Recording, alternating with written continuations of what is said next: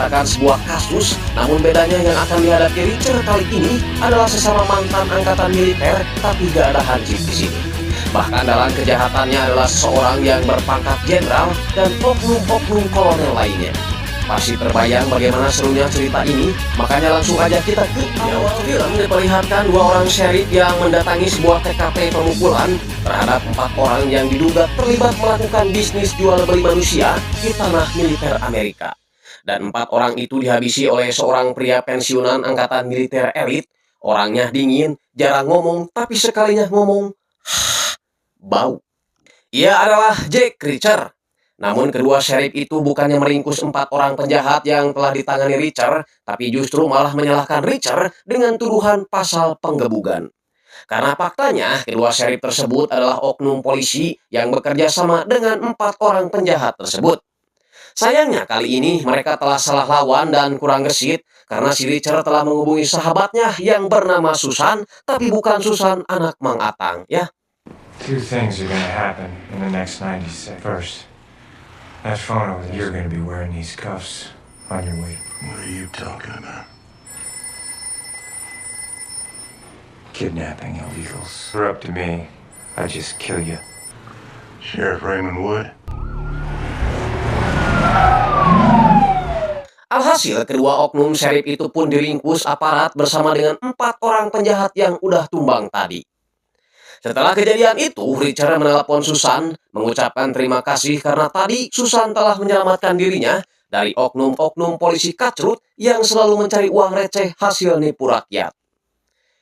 Nah, si Susan ini adalah mantan rekan Richard ketika dia masih di militer, dan kursi yang dia duduki dulunya adalah tempat si Richard bertugas.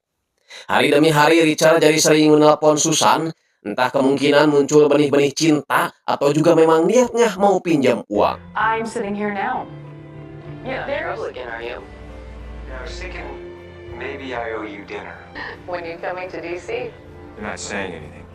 I'm deciding whether I'd like you in person. Care of yourself, Reacher. Wallahu alam, yang jelas Richard sampai mendatangi kantor di mana Susan bertugas dengan dalih ingin silaturahmi. Namun ketika memasuki ruangan, Richard terkejut bercampur keheranan karena yang duduk di kursi itu bukanlah si Susan, melainkan seorang pria bernama Kolonel Morgan. Susan diganti bahkan ditahan setelah dia diduga melakukan spionase. Richard yang tidak percaya kalau Susan melakukan hal tersebut segera menemui Kolonel Murcroft untuk membicarakan perihal masalah ini. Alih-alih mendapat dukungan untuk keringanan kasus Susan, Kolonel Murcroft malah memperlihatkan berkas yang menggugat Richard atas tuduhan telah menelantarkan anak dan istrinya. Jadi ada seorang wanita bernama Candace Dutton yang mengadu ke pihak hukum bahwa Richard adalah seorang pria pecundang, mokondo, gak tanggung jawab yang melantarkan istri dan juga seorang anak bernama Samantha Dutton. Jelas dong Richard bingung mau punya anak gimana, sedangkan aktivitas seksual aja dia masih mengandalkan sabun Giv. Tanpa sepengetahuan Kolonel Murcroft, Richard diam-diam mengambil foto anak yang dituding sebagai anaknya itu, lalu coba menghiraukan masalahnya sendiri dan fokus pada tujuan awal, yaitu menanyakan perihal kasus penangkapan Susan. Dan ternyata bukti yang membuat Susan ditahan adalah ditemukannya sebuah hard drive berisi sesuatu rahasia yang ditemukan di tempatnya. Dan mereka menyimpulkan bahwa Susan telah menjual rahasia kepada seseorang. Richard pastinya ingin melakukan sesuatu untuk Susan, namun dia belum mempunyai bukti apapun.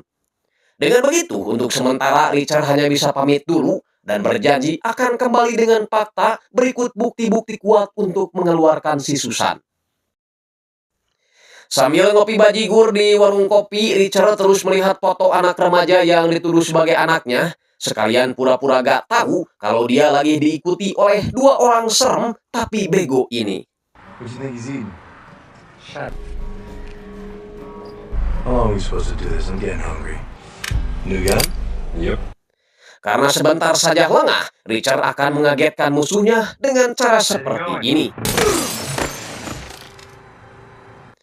Yah, kedua orang ini ternyata bekerja di perusahaan Parasurge. I want a big forward. Kemudian setelah itu Richard mendatangi Samantha, anak dari seorang wanita yang menggugatnya, Dia ingin menanyakan perihal yang dia tahu tentang gugatan ibunya kepada Richard kemarin. Namun Samantha hanya menghiraukannya dan pergi begitu saja. Dan tanpa mereka sadari, dari kejauhan Samantha telah dipoto oleh seseorang yang kemungkinan orang itu adalah salah seorang yang bekerja untuk para Surge. Kemudian scene berganti di sebuah taman, terlihat Kolonel Moorcroft menemui Richard, memberitahukan bahwa 2 orang bawahan Susan yang ditugaskan ke Afghanistan untuk penyelidikan 2 hari lalu ditemukan tewas ditembak. Richard curiga bahwa kejadian penembakan itu ada hubungannya dengan penahanan Susan. Dari pembicaraan itu juga, Richard menanyakan kepada Kolonel Moorcroft tentang anggota parasut yang telah membuntutinya sejak kemarin. Kolonel menjawab bahwa parasut adalah kontraktor besar untuk persenjataan militer, di mana semua persenjataan keperluan angkatan militer dipesan dari sana. What do you know about Parasource? I don't know how they're involved in all this, But they're gonna kill her too. We need to get her out. And might I reiterate, she does not want you involved. Di malam hari, Richard mulai menerka-nerka siapa orang yang mengkambing hitamkan Susan, sekaligus yang menembak kedua bawahannya. Richard menduga mungkin saja kalau kedua bawahan Susan yang terbunuh itu ditembak oleh orang-orang dari parasut. Dan besar kemungkinan Susan akan menjadi target berikutnya. Richard menelepon Kolonel Moorcroft berniat ingin memberitahukan analisanya, namun teleponnya tidak diangkat karena tanpa Richard ketahui, Kolonel Moorcroft sedang diikat bahkan dipukuli hingga tewas oleh seseorang yang sepertinya pembunuh bayaran, kita sebut aja Tamim. Question the value of torture. On the other hand, works fair. Major Turner told you income. How much did you tell Jack Reacher? I told him 10 minutes. Di keesokan harinya, Richard dijemput dan dibawa oleh Anthony Espin di kediamannya untuk bertanggung jawab atas kematian Kolonel Moorcroft malam tadi. Morgan sebagai orang yang menginterogasi langsung menuduh Richard sebagai pembunuhnya karena sebelum Kolonel Moorcroft meninggal, ia terlihat menemui Richard di taman dan hal itu diperkuat dengan adanya bekas luka di tangannya yang seperti habis memukul orang. Suujon sekali ini orangnya, kan bisa aja itu tangan bekas digigit monyet. Confront her attorney, Colonel Moorcroft, at Fort Dyer at 1100. You did confront Colonel Moorcroft yesterday. Can you state your whereabouts last night between 0130 and 05? Alhasil, Richard pun dibawa si Espin masuk ke ruang tahanan.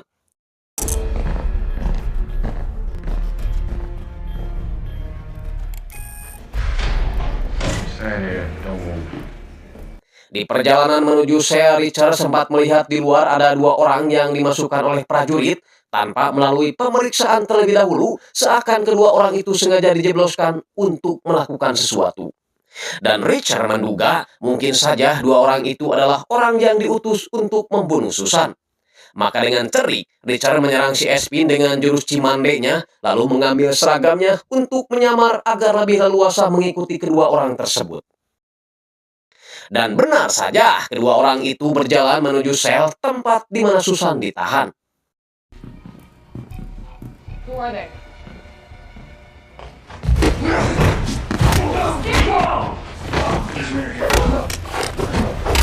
Is this your right account? His badge and his papers. I left explicit orders for you to stay away. Orders? Espin, what'd you do to him? This is insane.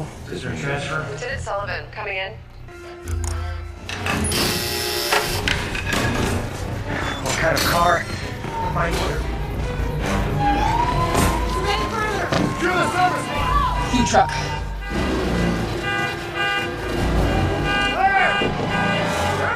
Para aparat menyangka bahwa Richard telah menaiki mobil sedot WC, yang padahal dia dan Susan ada di mobil yang lain.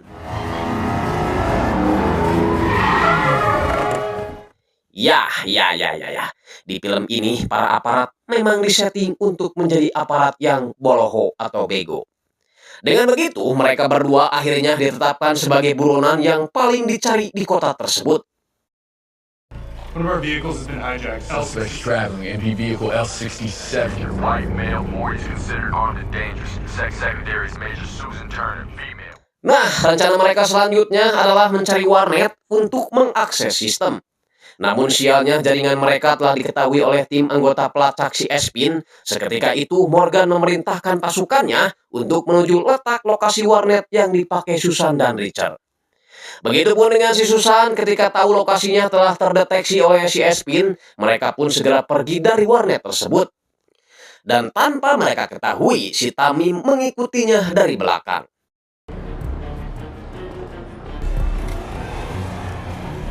Being followed. 50 yards.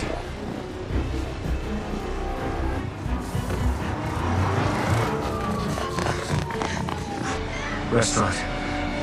Hingga ketika mereka masuk ke sebuah tempat makan, inilah yang terjadi.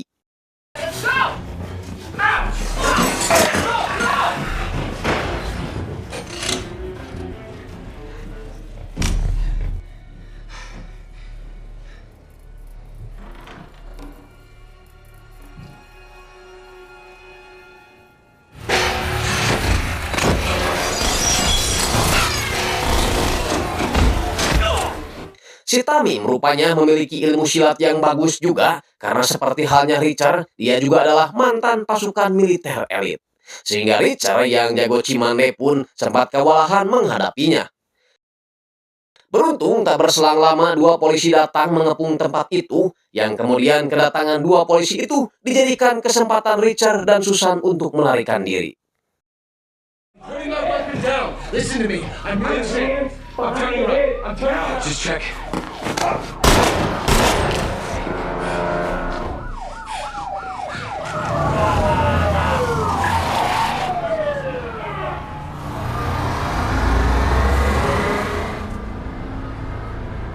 Sepulang dari Indomaret, terlihat Richard belanja banyak keperluan, ada makanan, HP, dan pakaian legging trio macan untuk mengganti pakaiannya agar tidak terlihat mencolok.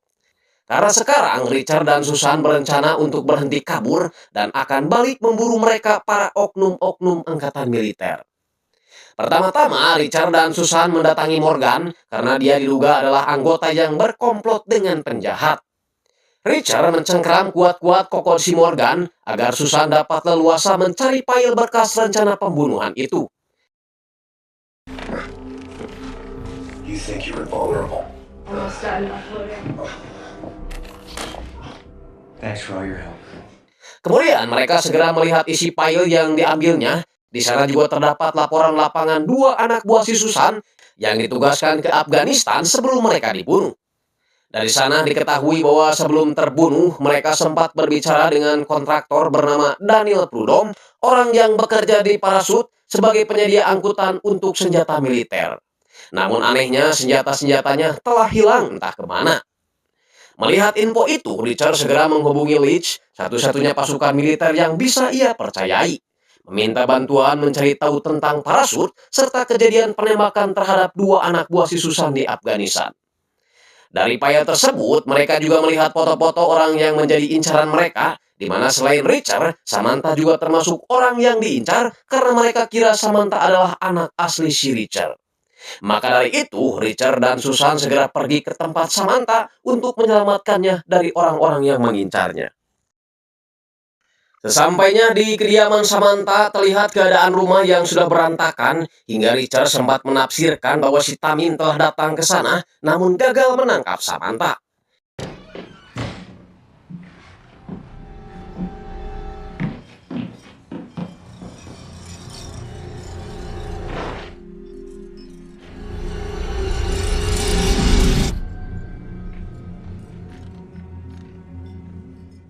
Dan benar saja ketika Richard akan memeriksa lemari, tiba-tiba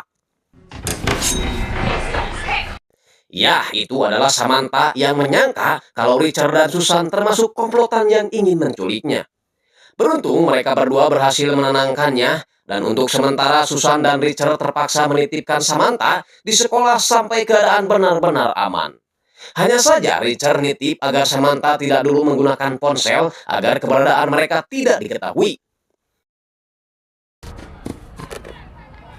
Should only be for a few days. You know how it's so nice to see you. Good to see you too. Show me what you feel. You are nice, nurturing hands, and they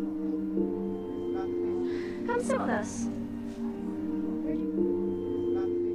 Masalahnya, gadis bulu kumut ini tidak mendengar perkataan si Richard yang sudah melarangnya untuk tidak main HP terlebih dahulu. Alhasil, Richard pun terpaksa membawa kembali si Samantha untuk menghindari pelacakan yang dilakukan oleh pihak musuh.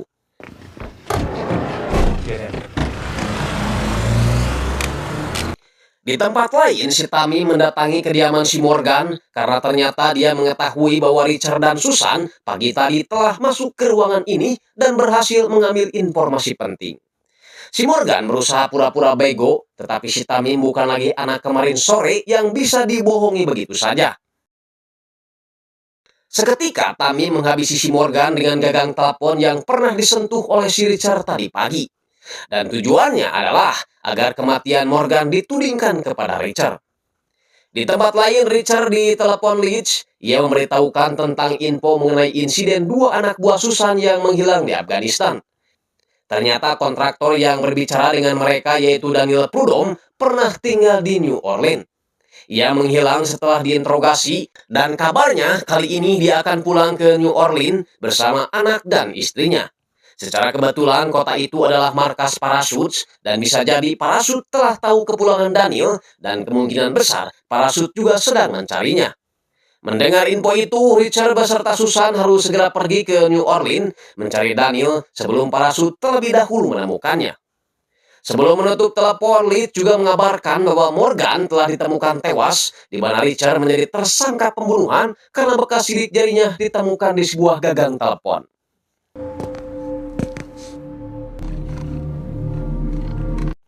Singkatnya, mereka sudah tiba di bandara dan nekat akan pergi ke New Orleans meskipun mereka tidak mempunyai tiket pesawat.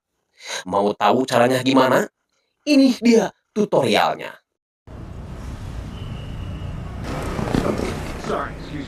Silahkan dicoba ya Sobat Kompak. Dari kejauhan, 2 orang pria terlihat membuntuti mereka dan bisa jadi orang-orang tersebut adalah suruhan si Tamim. Namun dengan kecurigaan dan kewaspadaannya, Richard tahu bahwa mereka sedang diawasi, lalu dengan senyap tanpa kegaduhan, Richard membereskan kedua mata-mata tersebut lalu mengambil handphonenya.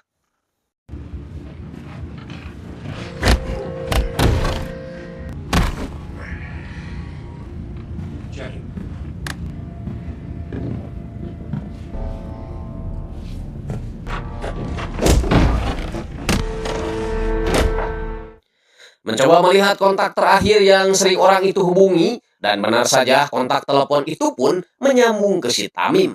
Yang entah bagaimana caranya, apakah mungkin menggunakan pintu si Doraemon, karena si Tamim sudah berada di New Orleans terlebih dahulu mengawasi mereka. Sesampainya di bandara, Richard dan Susan tidak menggunakan pintu keluar yang biasa dipakai, tapi ke belakang menggunakan pintu lain berharap Tamim tidak melihatnya. Tapi dasar harus ramai, mereka tetap ketahuan sehingga kejar-kejaran pun harus terjadi.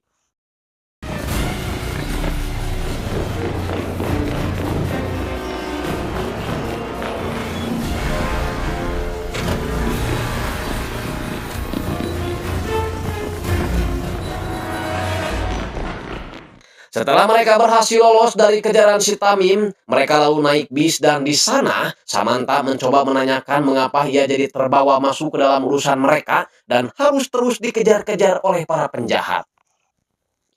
Karena terus memaksa, Richard akhirnya menjawab alasan kenapa mereka dikejar adalah karena mereka mengira Samantha adalah putrinya.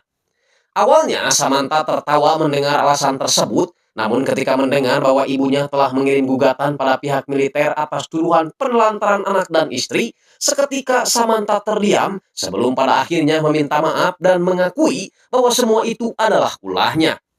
Tadinya dia berharap bakalan dapat kompensasi dari pemerintah, meskipun gak dikasih uang, tapi minimal dapat bantuan beras lah, sehari 50 kilo juga cukup kayaknya. Mendengar alasan tersebut membuat Richard jadi bingung, mau marah anak kecil, gak marah juga pasti kesel anjing, sumpah. You're mad. I'm not mad. So I don't want to be here, so you don't want me here, so I should just leave. Where are you gonna go? Sebelum tidur, Susan sempat masuk ke kamar si Richard, pura-pura pengen makan sama timun dan coel sambal, yang padahal kalian tahu sendiri lah timun mana yang dia maksud. Namun karena orangnya dingin hare-hare hirup, dia mah pura-pura gak ngerti dan malah keluar cari udara segar menikmati suasana kota. Tak sengaja dia menghampiri seorang wanita yang ternyata istrinya si Prudom. Ia menanyakan mengenai suaminya, namun sayangnya tak banyak info yang dia dapat dari istrinya itu. Hanya memberikan sebuah foto, lalu pergi seolah-olah tidak mau lagi berurusan dengan suaminya yang sejak dulu menelantarkannya. Sepulang dari sana, Richard diikuti oleh 4 orang anak buah si Tamim yang terus menggertak Richard agar menyerahkan si Susan dan juga si Samantha. Alih-alih menyerah, Richard malah kagok edan melawan mereka meskipun dia sendirian. How about one at a time? I get a baseball. We're not gonna kill it. Mum's sleep back left. All right.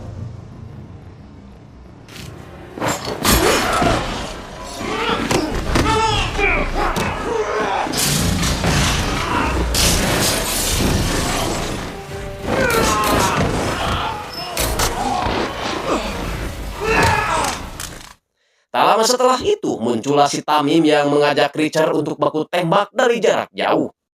You're good, Jack!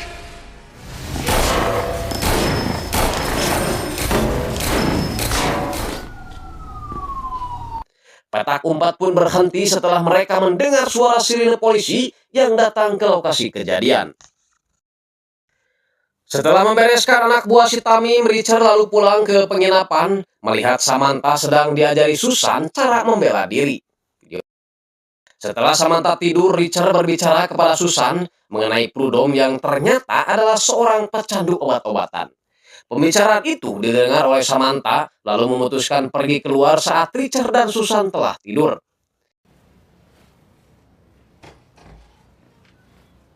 Singkatnya, keesokan harinya Samantha mendapat info bahwa di sebuah distrik 9 banyak tunawisma veteran yang sering nongkrong di sana di sebuah gedung tua. Yang kemungkinan besar Daniel Prudom juga berada di sana. Susan dan Richard awalnya marah dengan apa yang telah dilakukan Samantha karena itu bisa saja mengancam nyawanya, apalagi anak buah si Tamim tak henti mengikutinya. Namun apalah daya, nasi sudah menjadi sangu. Richard dan Susan pun tak menyia-nyiakan info dari Samantha itu, lalu pergi ke tempat tersebut. Dan benar saja Daniel Prudom berada di sana. Tak banyak basa-basi, Susan langsung menanyakan soal kematian 2 anak buahnya, Sersan Mirkovic dan juga Cibel waktu itu. Awalnya Prudom gak mau ngaku karena dia takut dibunuh oleh pihak parasut. Namun setelah dijelaskan bahwa mereka akan melindunginya, dia pun akhirnya mau bicara dan mengaku bahwa dia adalah orang yang sering mendapat tugas mengangkut persenjataan.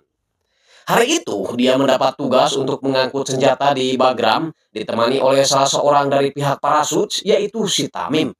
Ia disogok si Tamim dengan sejumlah uang untuk bungkam atas semua perbuatan yang dilakukan parasut, yaitu melakukan penyelundupan sejumlah senjata yang alih-alih dibawa kembali ke Amerika, ini malah dijual ke pasar gelap dan pemberontak. Namun suatu hari angkatan militer yang bertugas mengetahui itu, lalu mencoba menghadang mereka dengan melakukan penyerangan. Yang Prudom tahu ada 2 anggota militer berhasil selamat dari insiden itu, dan mungkin saja mereka adalah anak buah Susan. Yang dia tahu setelah itu mereka mencoba memeriksa mobil yang mengangkut persenjataan, lalu ditemukan sudah dalam keadaan tidak bernyawa dengan beberapa luka tembak. Besar kemungkinan orang yang melakukan penembakan itu adalah si Tamim. Tapi dia juga gak tahu pasti karena sejak peristiwa itu dia mengaku merasa depresi dan ketakutan hingga pada akhirnya ia kabur ke Amerika dan menetap di New Orleans.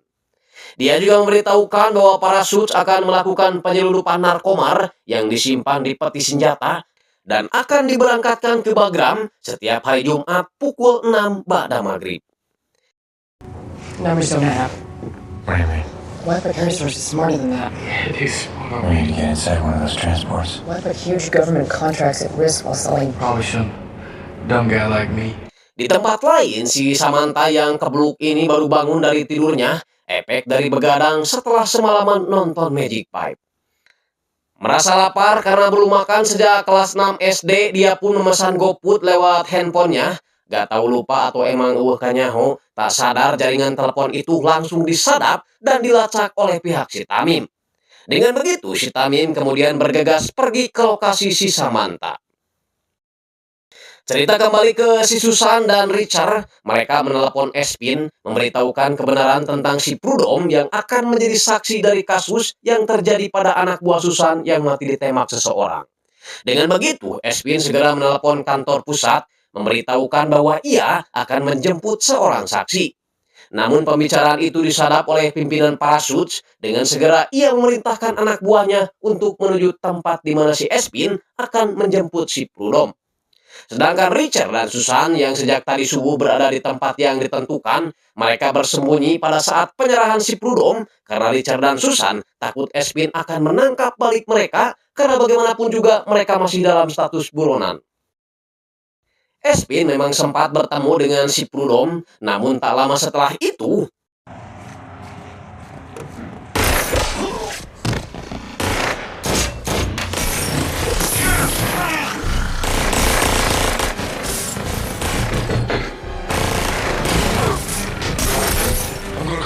I'll cover.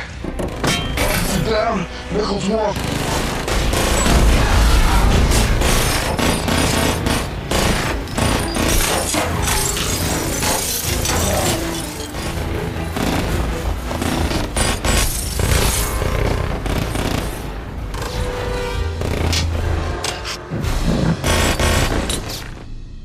Akhirnya penyerangan itu dapat ditangani meskipun si Prudhomme harus innalillahi di tempat. Begitupun dengan si Espin yang mengalami luka tembak di bagian kaki.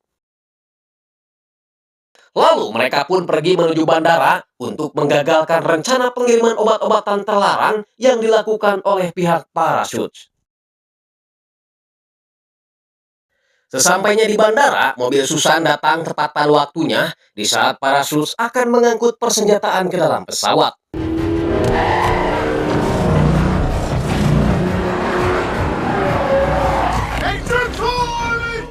Lalu turunlah seseorang yang merupakan dalang dari semua ini. Dia adalah Jenderal Harkness. Seperti penjahat pada umumnya, ia pasti menyangkal atas tuduhan yang ditujukan oleh Susan dan menggugat balik Susan atas tudingan yang tidak benar. Awalnya Susan pasrah ketika petugas membuka peti-peti itu dan memang di dalamnya merupakan senjata-senjata, bukan obat-obatan terlarang berdasarkan apa yang dituduhkan.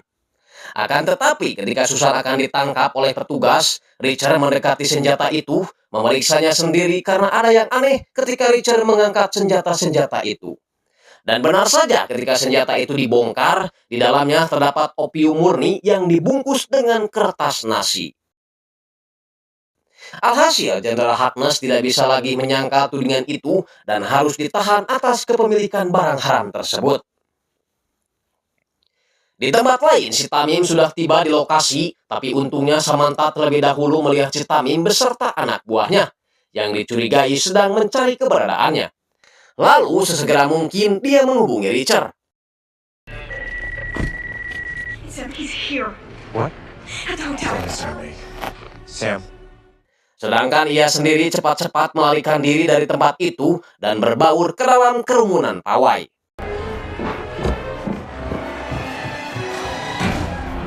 Not answering. Let's try again.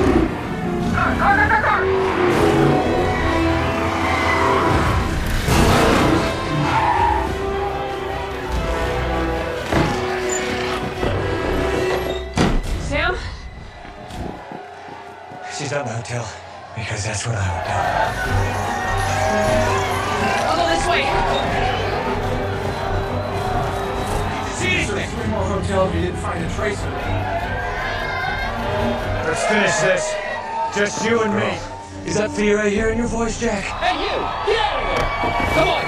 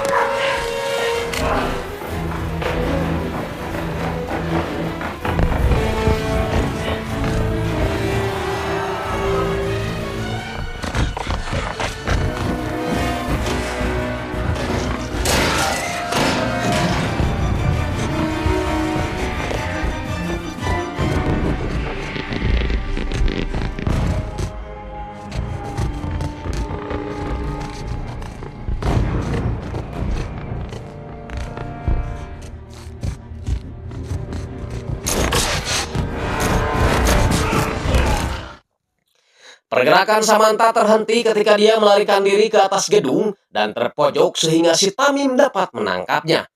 Dan Richard pun yang baru datang tak bisa berbuat apa-apa ketika melihat Samantha disandra. Richard bersedia meletakkan senjatanya asalkan Tamim tidak menyakiti Samantha. Namun tatapan Richard terhadap Samantha seolah-olah mengisyaratkan kalau Samantha harus melakukan sesuatu seperti yang telah diajarkan si Susan. Dan 1, 2, 3.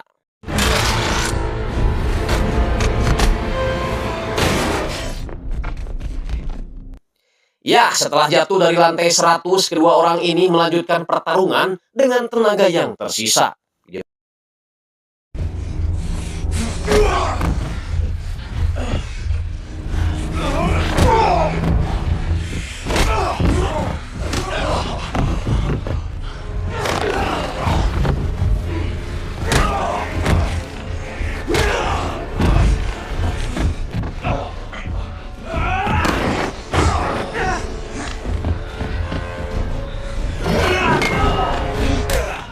Akhirnya Richard pun dapat membereskannya, walaupun banyak luka parah di tubuhnya seperti patah tulang, patah gigi, dan patah hati.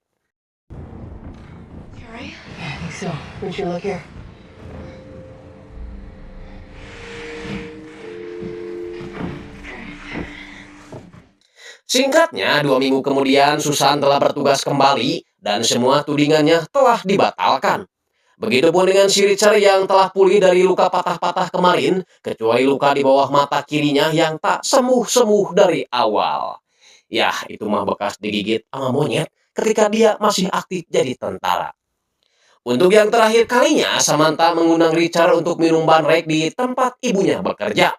Jadi semuanya sudah clear ya, si Samantha bukanlah anak si Richard, lagian ibunya juga tidak mengenalinya. Tapi meskipun bukan ayah kandungnya, mulai hari ini Samantha akan menganggap si Richard sebagai ayahnya dan Andreas Pauk sebagai kekasihnya.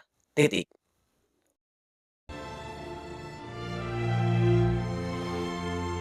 Film pun diakhiri dengan Richard yang kembali berkelana dan akan terus berkelana sebelum dia bertemu dengan Bang Haji. Terlalu. Baiklah Sobat Kompa, itu tadi rangkuman dari film Jack Reacher Never Go Back. Mudah-mudahan kalian terhibur dan mengerti dengan apa yang saya sampaikan. Mohon maaf apabila ada salah-salah kata